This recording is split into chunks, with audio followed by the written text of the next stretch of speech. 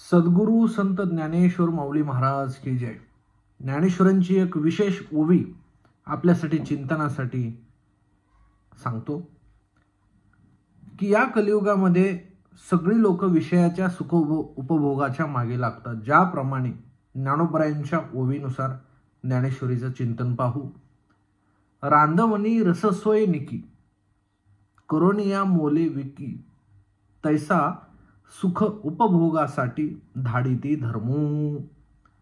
माऊली म्हणतात, जशी एखादी स्वयंपाक करणारी स्त्री सुंदर स्वयंपाक करणाऱ्यामध्ये सुगरण आहे, पण तो स्वयंपाक तो करून दुसऱ्याला विकते, त्याच्यावर आपली उपजीविका भागवते, त्याप्रमाणे हे विषय भोगणारे सुख उपभोगणारे जी लोक आहेत ती वाईट काम करून पाप करून सुख उपभोगण्यासाठी काहीही कृत्य करून अनितीने वागून चोरी करून खोटं बोलून असत्य वागून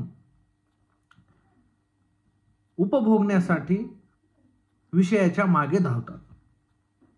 तर त्यांची अवस्था अशी होते, हातीचे गमावती ती खाती पाटीचाही टोला। हातातला धर्म ते घालवतात आणि नरकाचं द्वार त्यांच्यासाठी स्वतः ते उभं करतात। म्हणून मनुष्याने नेहमी सात्विक गुणांचा जीवनामध्ये आयुष्यभर त्याचं पालन करावं। याने जीवनामध्ये ज्ञानेश्वरी चिंतनाचा आनंद येईल। सर्वांनी एकतरी ओवी अनुभवावी, ज्ञानोबरायांची तुकोबरायांच्या गाथेची सेवा करावी। हाच आजच्या भागातील गोड संदेश।